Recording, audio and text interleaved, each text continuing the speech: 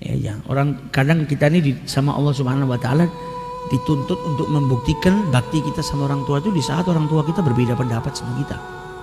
Orang tua semakin tua mungkin semakin ngerepotkan, atau mungkin minta sesuatu yang kita kesusahan. Nah, itu saatmu menunjukkan kalau engkau berbakti atau tidak.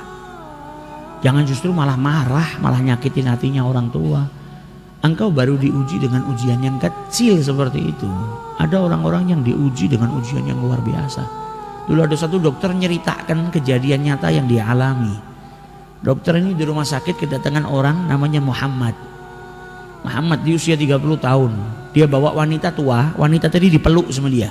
Dan wanita itu berontak terus. Mau buka jilbabnya, teriak-teriak, berontak kepingin lari. Dibawa ke rumah sakit, kata dokter perempuan tadi, ini siapa? Ini ibu saya. Lah kenapa kok sampai seperti ini? Ya ibu saya memang dari kecil lahir dalam keadaan kekurangan di akalnya. Kalau zaman sekarang kita nganggapnya orang sakit jiwa lah, ada kekurangan. Lu bagaimana ceritanya kok bisa punya anak? Sakit jiwa kok punya anak? Iya, memang ibu saya ini dinikahkan sama ayah saya, sama satu orang supaya punya anak saya yang bisa ngasuh ini, ngerawat.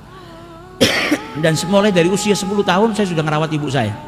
Saya yang bersihin kotoran, saya masakkan ibu saya ngasih makan. Kalau mau tidur saya ikat kaki saya dengan kakinya ibu saya takut ibu saya lari dari saya. Saya takut keluar dari rumah nanti susah nyarinya, makanya dia mau tidur diikat. Jadi anak yang soleh, yang luar biasa. Kita nggak dikasih sama Allah ujian seperti itu. Kita nggak dikasih ujian kita masih kecil. Ini anak diuji sama Allah punya ibunya dalam keadaan sakit jiwa. Mungkin kalau anak zaman sekarang sudah malu ngakuin ibunya.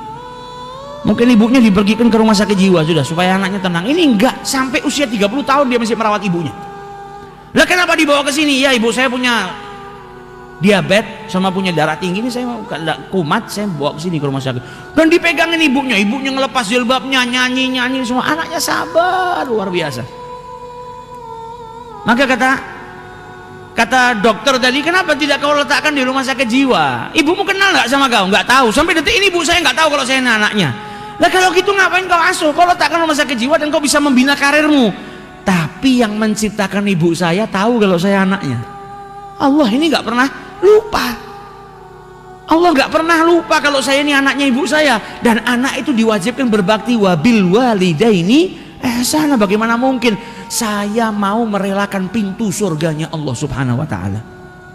Tiap hari saya berjuang, mau ibu saya kenal tidak kenal dengan saya, yang penting saya harus berbakti supaya tiap hari ada pintu surganya Allah yang terbuka buat saya. Ini baru luar biasa baktinya. Kalau kita di posisi itu, wallahu a'lam, mungkin nggak satu pun dari kita mampu.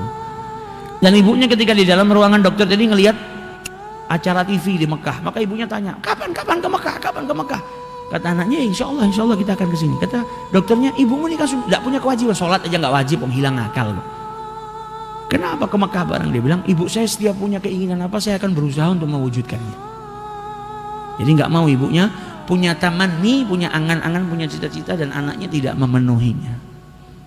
Nah ini baktinya seorang anak yang seperti itu, insya Allah masuk dalam surganya bi ghairi hisab, karena baktinya kepada orang tua. Kita nggak dikasih ujian yang seperti itu. Kadang kita dikasih ujian kecil, beda pendapat sedikit sama orang tua kita atau apa.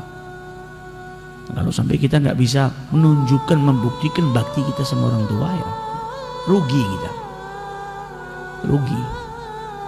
Jadi apapun, bahkan dikatakan sama Nabi, wa in dzalama memang susah. Masa kita dizalimin kita suruh berbakti? Susah, karena imbalannya surganya Allah Subhanahu wa taala. Enggak gampang untuk dapetin surganya Allah Subhanahu wa taala.